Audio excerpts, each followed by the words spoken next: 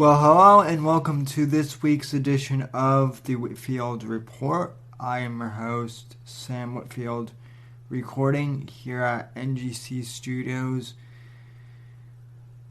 on June 29th, 2017. And I want to thank you very much for joining me today on the podcast. As always, if you'd like to get in touch with me, you can follow me on Twitter at @SamDib_NGC. Follow me on Gab at Sam Whitfield.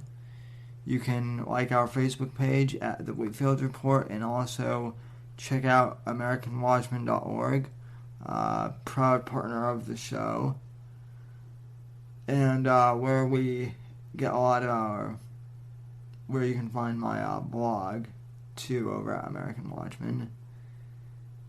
And it's good to be back, folks. We've had a bit of a hiatus from the podcast. We did have Mick, Galka, G, and Quinto a few weeks ago.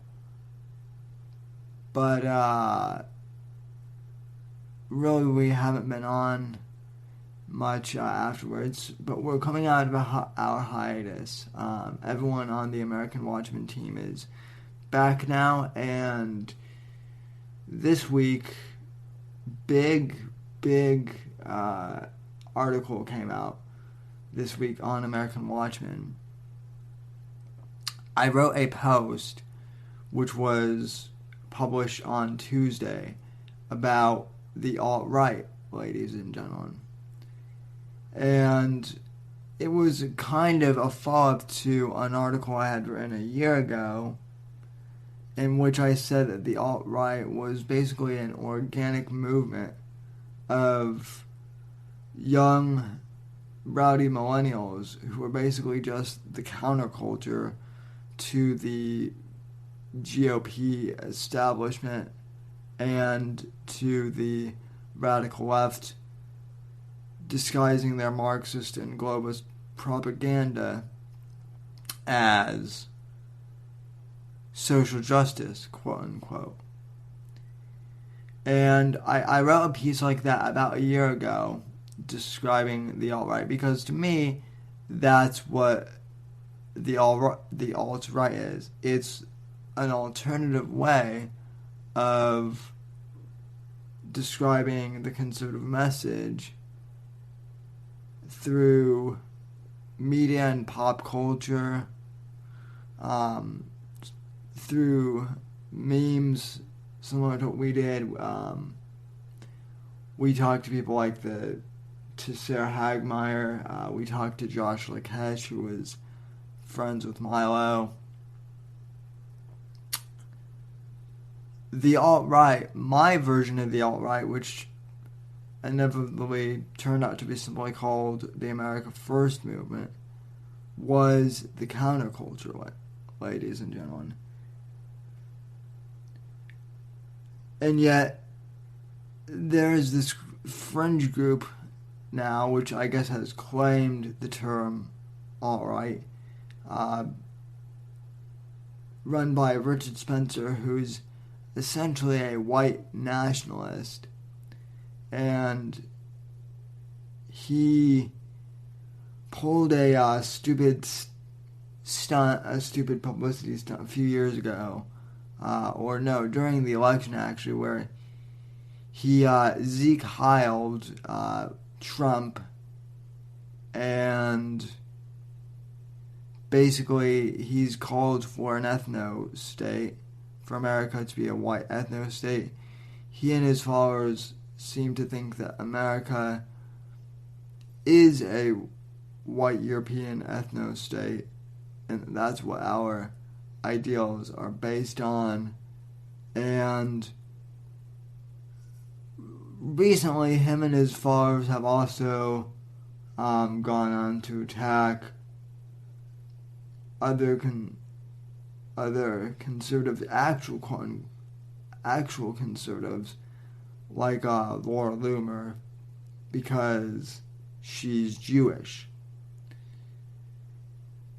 And so, kind of the backstory to this article that I published a few days ago on American Watchman there were two big rallies in Washington, D.C. this previous weekend. One was the right to free speech rally, and one was the rally against political violence speech. Now, the free speech rally was attended by Richard Spencer. I believe James Alsop was there.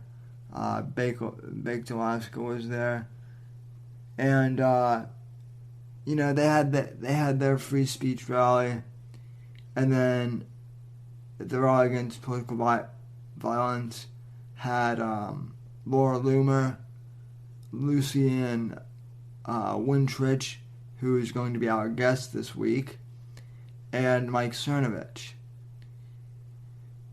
And to be honest, folks, to me, it seemed more or less like both rallies kind of covered the same thing in terms of free speech, which was a good thing. Again, I didn't watch both rallies in their entirety. I kind of popped on from one Periscope stream to another where I could kind of just watching both. But the whole controversy began on Twitter about the alt-right versus the quote-unquote alt-right. And I had remembered that back in August I had written that column on American Watchman, which I mentioned at the beginning of the program, and which I described the alt-right as more of a grassroots counterculture movement. So I wrote an article this week basically correcting that and saying that the alt-right does not reflect the organic counterculture movement that I brought up originally, and I similarly named Lucian Wintrich in the blog post, and the alt-right fanboys, once I posted it to Facebook and Twitter, they just started coming out the woodworks, saying that Wintrich, has unfairly accused Richard Spencer of being like a sexual predator, and that, I'm not willing to give the alt-right a chance, which is ironic because, as I've said on the show before, I'm willing to have any guest on so long as they're willing to bring cohesive points to the table. I interviewed James Alsop back in, I think, January or February of this year. I knew at the time he had interviewed Richard Spencer, and I knew he would be a somewhat controversial figure at the time, but I still enjoyed having him on, and I think his viewpoints on the topics of media and kind of how the media landscape is changing things are very valuable. So, without further ado, I want to play my interview with Lucian Wintrich because we talked about the alt-right and how the alt-right kind of fits into the conservative umbrella, which it really doesn't. But we talked about their effect. We talked about media bias, what he's doing to fight against the left-wing media. We talked about his background, how he got started out as a college student at Bard, and what he's doing right now. And we also very briefly covered the James O'Keefe Project Veritas expose at CNN this week.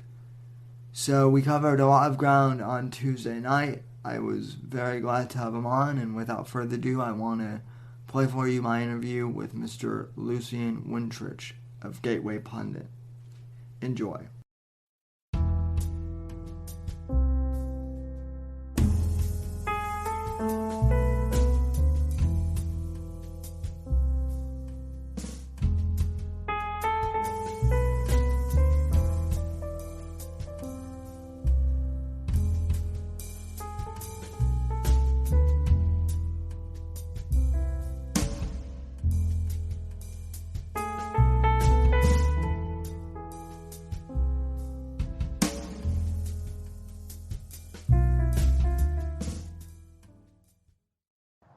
Alright folks, welcome to this week's guest segment for the Whitfield Analysis. Joining me now is White House Correspondent for Gateway Pundit, Lucian Wintrich. Now, earlier this week I released a column criticizing the alt-right and how I feel that Richard Spencer has bastardized the meaning of alternative to mean basically a Nazi hate group. And I mentioned Lucian just in passing, along with Laura Loomer, and Spencer's sympathizers immediately started criticizing my column, saying that I don't know anything about Wintrich and that he somehow slandered Richard Spencer as a sexual predator, and that he's also attacked some other alt-right sympathizers. So I figured I would do my due diligence as a podcaster and as a journalist and ask Lucian to clarify his position. And also I've read Lucian's column for a while, so I just wanted to have him on. So Lucian, welcome to the program. How are you doing tonight? Wonderful. Thank you for having me. It is always a pleasure. I'm doing all right right now. I am just sort of at war with some of the mainstream liberal media down here in D.C. They're trying to revoke a lot of independent journalists and right-leaning journalists and largely new media people from White House and D.C. political access. So we're trying to fight back there. It's been a fight that's, surprisingly enough, started about 2 weeks ago, and it's still running. I sort of thought I could help correct some of this by now, but so that's the current battle. So you're fighting the leftist media, and then you're fighting the alt-right media as well. So you have your work cut out for you there. Yeah, a lot of stuff has sort of just culminated. I'm fighting, I think, the mainstream media and a little bit more seriously than the sort of so-called, basically the Richard Spencer personality cult, whatever they want to call themselves. And I mean, that's more of a, I think, spare time thing. Right. I really don't take in that seriously. What I will say is I think it's pretty, my boss thinks he's a plant. Ann Coulter has told me she doesn't think he has any real ideology. He's literally just in it for the likes and the shares. And because he feels that that's the only way of him having friends, I guess. Well, that was Ann Coulter's theory. I personally, I just really don't like when the left is already calling us Nazis and white supremacists, and we're like, no, we believe in small government, we believe in liberty for all citizens, we're for more freedom in America, and we're fighting for more freedom. And then you have somebody who says, well, actually, real conservatism is being a Nazi and is creating an ethno-state and expanding the government and statism and all the things that honestly aren't conservative, but he's billing it as conservative. I do have an issue with that. And lo and behold, people who know that I have an issue with that, every leading conservative voice, every largely conservative voice in media has major problems with Richard Spencer. We obviously applaud his right to speak. Freedom of speech exists in this country, thank goodness. But he is repeatedly trying to lump himself in with us and sort of hitch a mule to our what is it, a wagon to our mule, whatever the expression is. Yeah. Something so like I mean, like his one of his fanboys tried to trick us into speaking before him at this free speech rally, so-called free speech rally. And when we learned that this was basically somewhat of, it would have been funny if they succeeded, but we learned that we would have been billed under Richard Spencer, the keynote. Obviously, that is an indirect endorsement of Richard Spencer's ideas, regardless of what they want to call the rally or regardless of how they're trying to bill it. You don't want a bunch of conservatives in media and Republicans in media speaking right before a white nationalist, and then the next day having to argue with the liberal press that's already calling everybody Nazis because of Richard Spencer. I mean, it's just, it's a very muddled, frustrating situation that I think he's trying to put conservatives, specifically conservatives in media in. Right. And I mean, I argued, I saw that you retweeted my column today, and thank you for that. But I argued, as I've argued in the past, like you said, that conservatives already have a hard enough time, trying to kind of defeat the left's. Everyone on the right is a Nazi, including the two gay guys, Milo and Lucian, and we've been fighting that kind of old meme for a while, and it just, like you said, a lot of people on the right do consider Spencer to be a joke. I certainly do, but it does give me some concern when you have some personalities out there trying to legitimize Spencer's platform and make him more mainstream. Am I the one that's concerned about that, or? I really don't think, and his rally was sort of, I think, a showcase of that. Spencer really isn't, by any means. He likes to claim he's a household name. I mean, walk around to households. Very few people who are outside of our sort of conservative media circles have any idea who this doofus is. So I don't know. What he's doing is just, I mean, it's the entire thing is disingenuous. The entire thing is just, I think, bad for conservatives. And then all of a sudden, recently he decided to punch right more than usual. And I have no idea, no hesitation in punching right if an individual is going to do that. But the argument that they're sort of using against us, and they are calling us the alt-right or whatever, which is just silly. It's supposed to be, they can't even come up with good insults.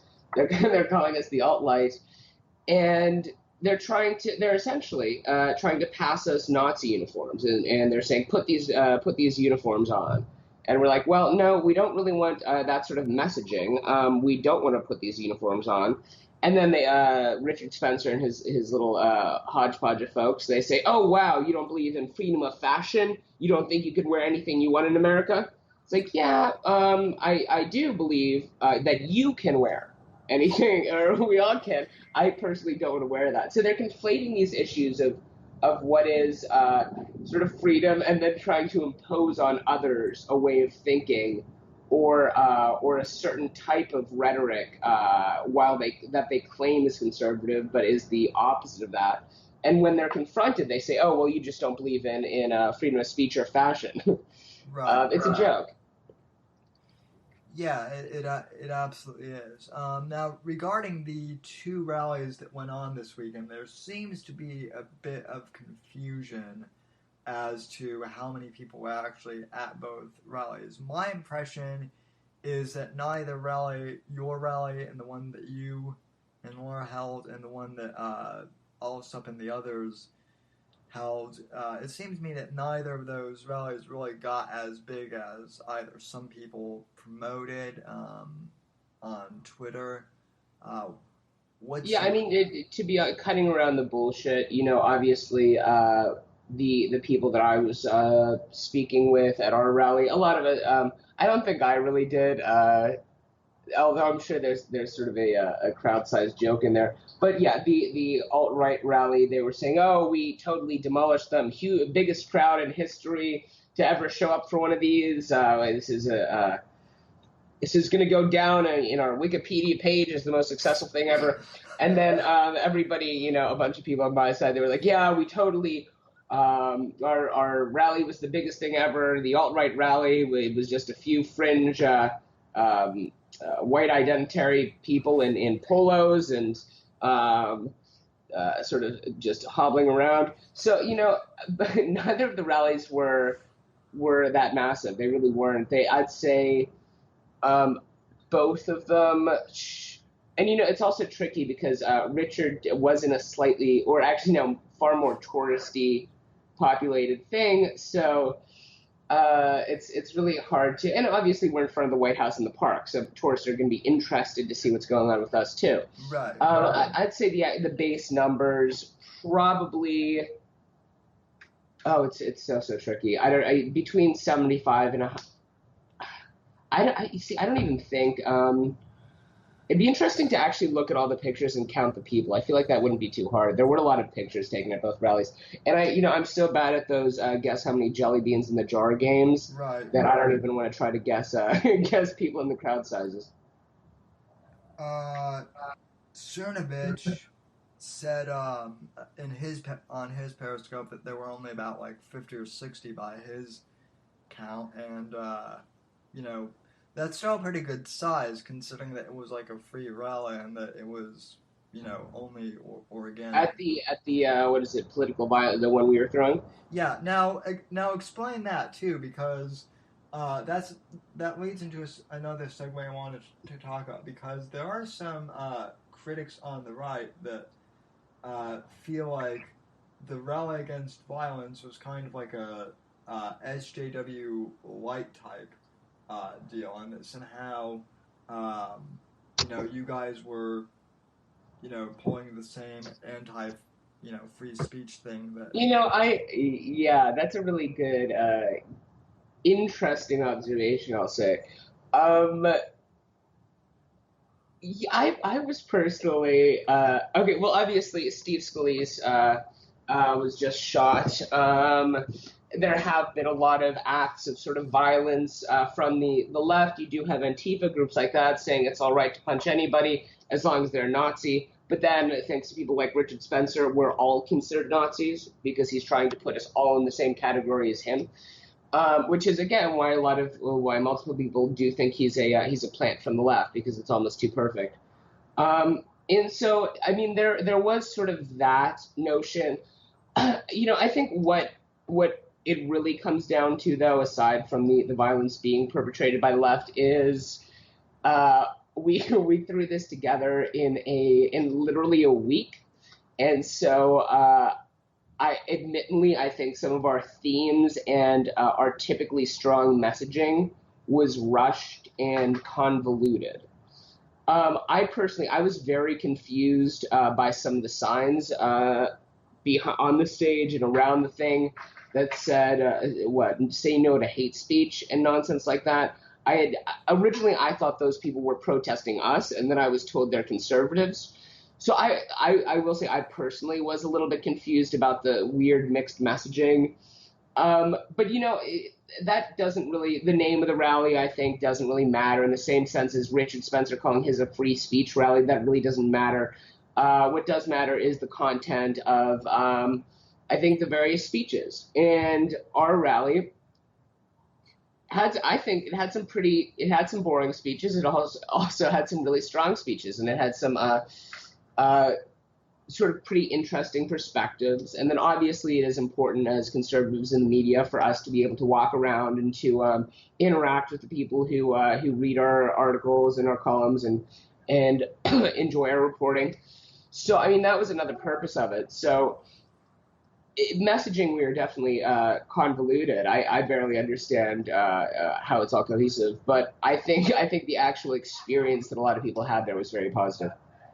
Yeah, I would largely agree. I didn't tune into the whole rally myself. I'm down here in Florida, and obviously I tried watching the periscopes that people had on when I could, and kind of tuning into both rallies. And for the most part, I will say this: both rallies seemed, pretty civil. People weren't at each other's throats, but I do think that you guys brought up an important point with the whole shooting of Steve Scalise, and then with Kathy Griffin's, fake beheading of Trump, that, yeah, I mean, political violence, we have a right to free speech, but also there is some rhetoric that we should maybe question as conservatives.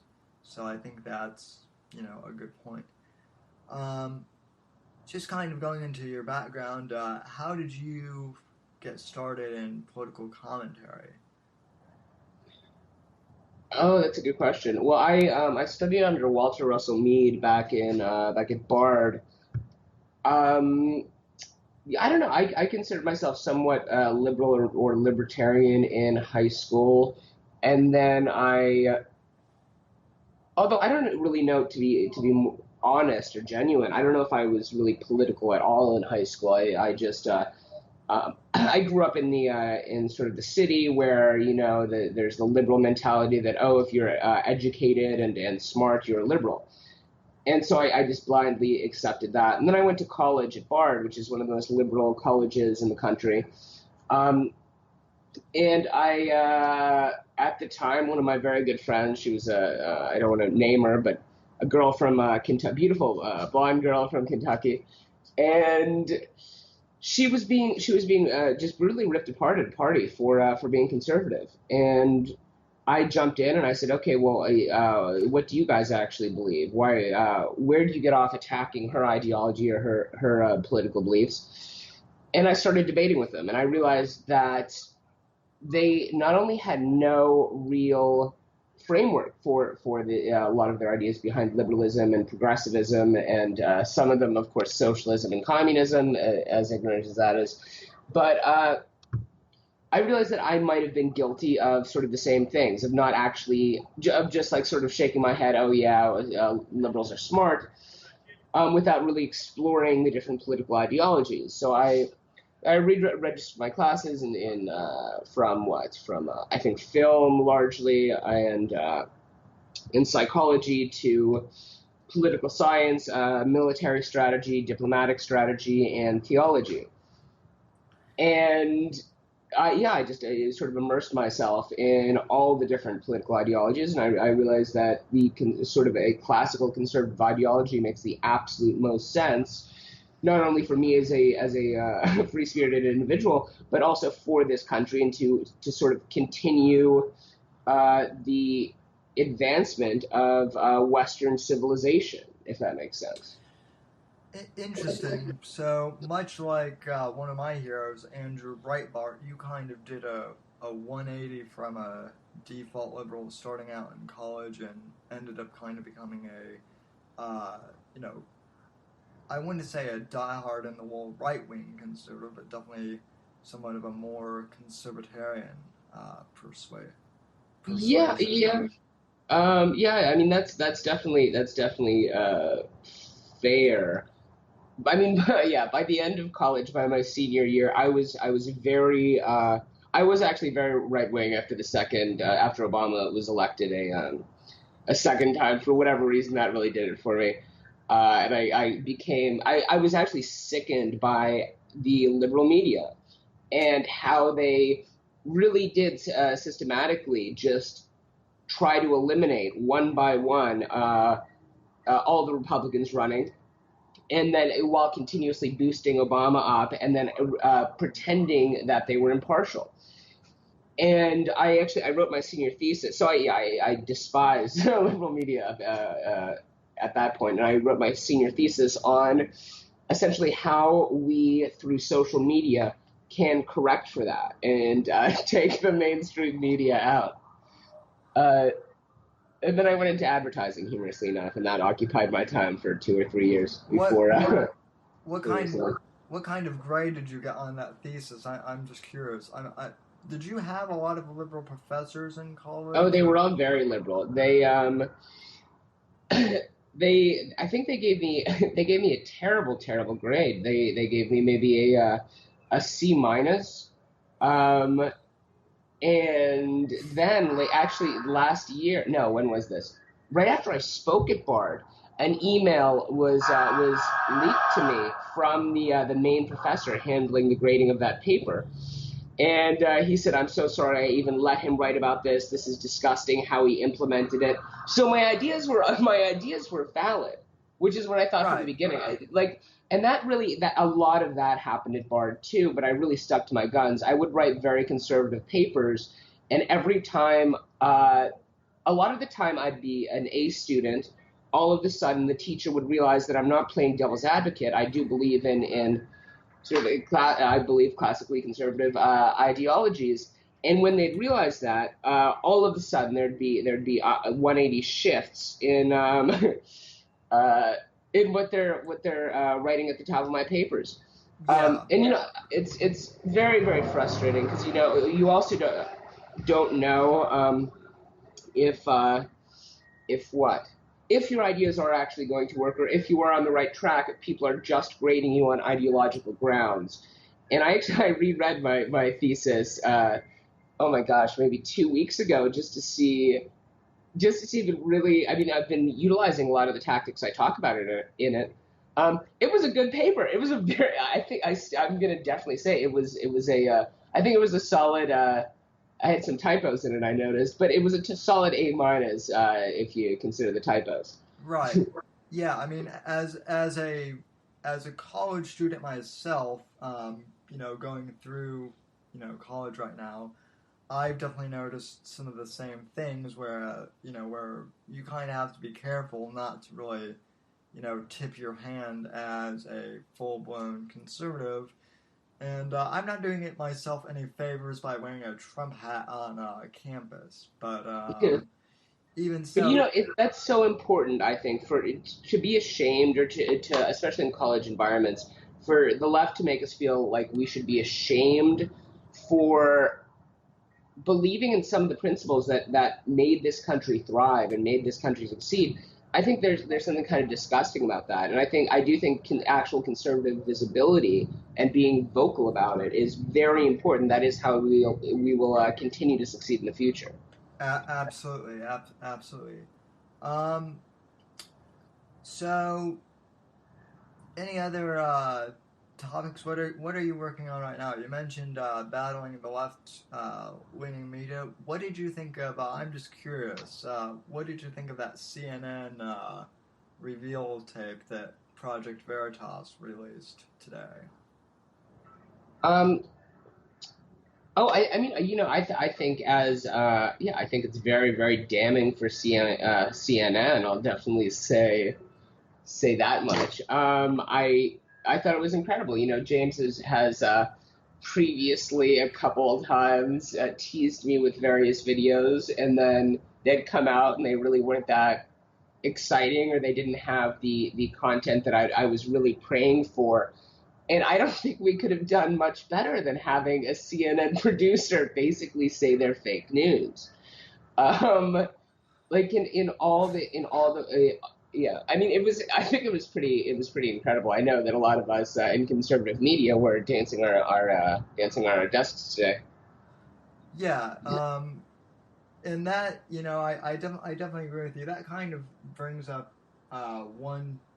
I wouldn't always call it a concern because, like you, I mean, I definitely thought it was great. But I do question whether or not this will really change things, because those of us in conservative media, those of us who kind of run in the same social circles, I mean, I've known since I've been doing political commentary since I was 14 years old in 8th grade. I've known for a pretty long time that CNN is biased, to the left and whatnot. So to us, this was nothing new. My question is, do you think that this will kind of, and I know you're just one person, but do you think this will kind of red pill, the average apolitical citizen in the country, or do you think? That's an interesting question. That's a very interesting question. Not necessarily. Obviously, it does serve as a pretty incredible confirmation bias for us, but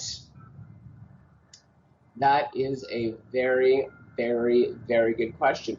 I don't think the left press is going to pick it up, and the way that I've been writing about it and the way that other people have been writing about it, we haven't really utilized it to pull more people from the left over to understanding what's going on in liberal media. So, I mean, it doesn't really mean that we can't do that in the future. We can't still use it as a tool to shed more light on that. But yeah, that's not really how we initially used it, how anybody really initially used it, I think. Right. All right. Well, it's always good to get other opinions on that too. So, first of all, I want to thank you for coming on. And where can we find you around the web? Well. You can check out my Twitter, which is at Lucian Wintrich. You can, that's basically. Obviously, thegatewaypundit.com. It is I'm the White House correspondent for the largest political news website in the Midwest. What else? I did see that you have your own blog. Are you still operating that, or? You can check out LucianWintrich.com. I'll post on that maybe once every year and a half. So check back frequently. Yeah.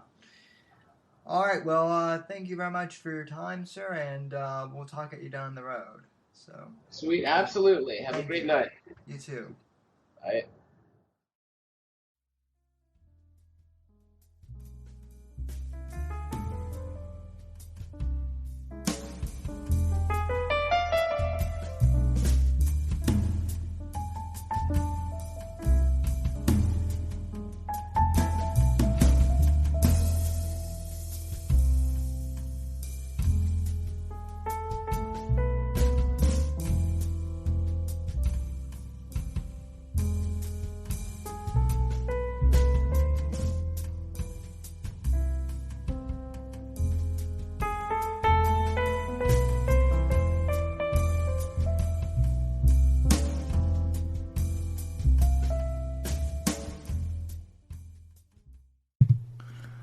Alrighty, and that segment concludes our interview with Mr. Lucian Wintrich.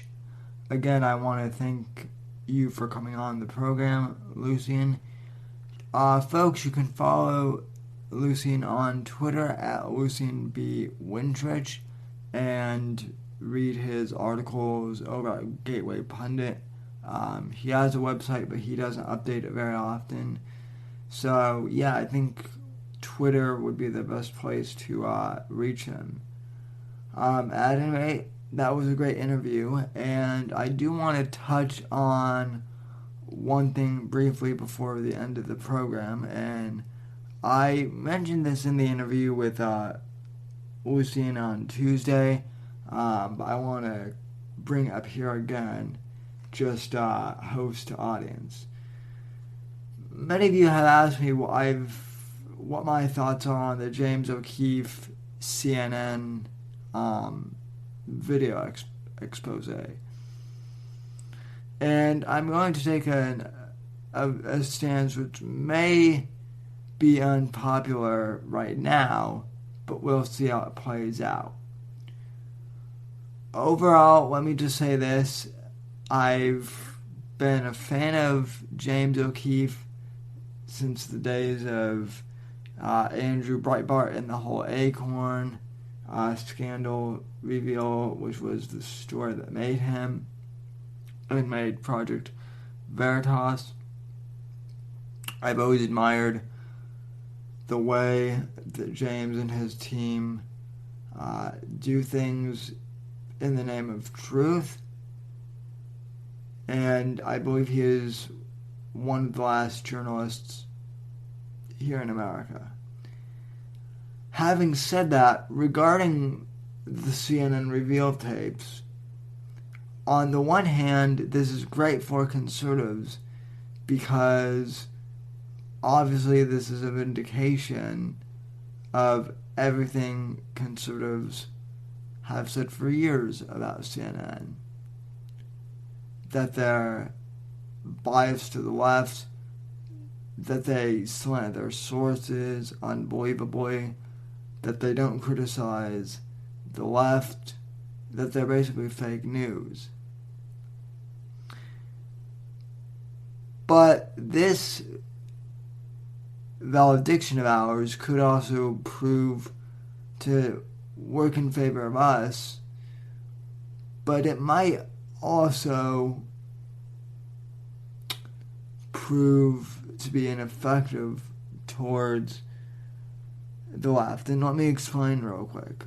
Okay, for us as conservatives, as I said before, the vast majority of us already know that CNN is a left-leaning organization and that they can't be trusted. We've all known that for years. So all this expose does is really give us the clarity to nod at each other and basically confirm what we've all known deep down for years and years and years. However, what I'm curious to know is if this will affect the general population, the population of U.S. citizens, and there still are a lot of them who don't really pay attention to politics or pay attention to media bias. The ones who will turn CNN on casually and think that because it's a news network, it must be somehow newsworthy. Now, I'm not criticizing the general population who thinks this way, but what I am saying is they're the ones who need to see this expose. But my question is, will they? Because James O'Keefe has already been labeled as a right-wing journalist. YouTube doesn't really promote conservative content all that much. In fact, as we've seen in the past year and a half to 2 years, they've made an increased effort to censor more conservatives' videos from showing up on the main page, unless, of course, you subscribe to them.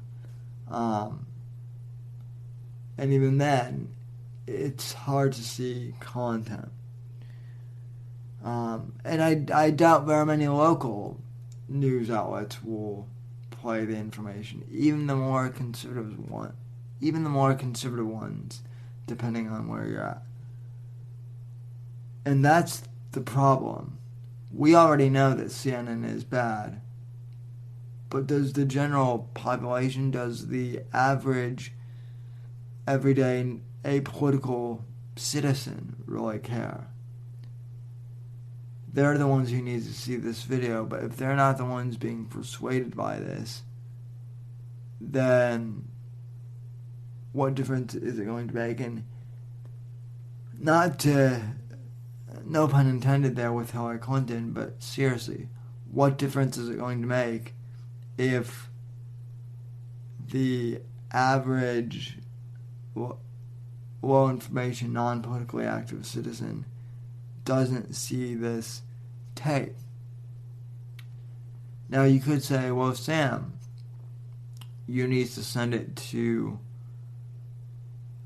people in your family and in your friend circle who are liberal and trying to get them to watch it. And yeah, we could do that, but chances are they're either going to just delete the message because it comes from your right-wing buddy, or they'll assume that the video was somehow heavily edited, like they've assumed with James's video in the past, and they'll try to make an argument out of that instead.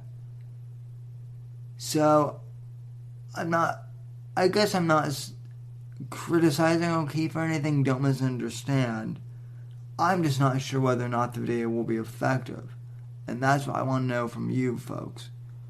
Will the video be effective at actually getting more and more average everyday Americans to pay attention to CNN more closely and maybe hurt their reputation in the process. Let me know. Comment on the American Watchman Facebook page and comment on the Whitfield Report Facebook page. Follow me on Twitter at SMW_NGC. Hashtag WA Podcast. And folks, I want to thank you for joining me tonight on the Whitfield Report. Wherever you are, whenever you're listening, have a great day or a great evening. Good night, good day, God bless, and God save this great nation. Thank you.